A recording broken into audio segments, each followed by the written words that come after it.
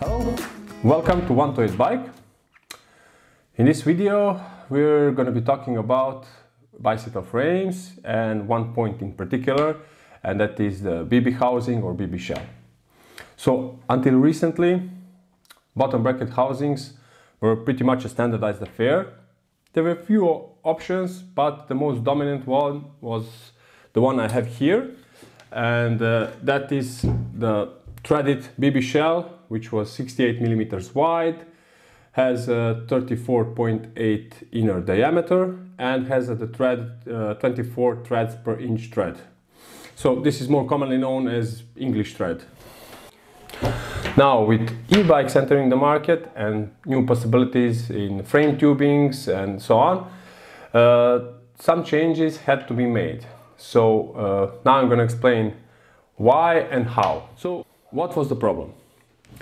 Firstly, new designs with much wider down tubes and seat tubes, as well as fatter tires becoming fashionable, which demanded wider rear forks, meant that welding of the tubes was taking place at the edges of the BB shell.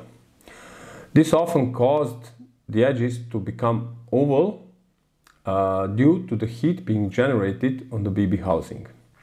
Now, BB housings like this were right away out of standard and caused huge problems later in the production, and some frames even had to be discarded. All of this was making a lot of waste in production, with the frame you first made, then transported it to the factory, then painted it, then again taking it to the assembly line after the initial problem was caused. Secondly, e-bike frames are often being made with integrated batteries. Some are integrated in the down tube, while others have the battery positioned behind the seat tube.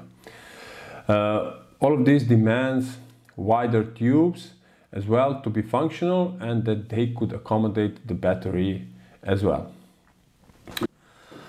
Now, what was the solution? The most simple and fastest solution was to make the BB housings wider. First, they were made 73mm wide, but recently there are more and more versions with 83mm BB housings. So with this additional 15mm of space to accommodate the wide tubes, before mentioned problems are avoided and production go carefree. One important thing to mention here is that one has to be careful when calculating the chain line with these changed BB housings. Now, we will talk about this and more solutions in detail in another video. Thank you for your attention, and if you are looking for more details, please feel free to write in comments or send me an email. I will be happy to help. See you soon again. Bye.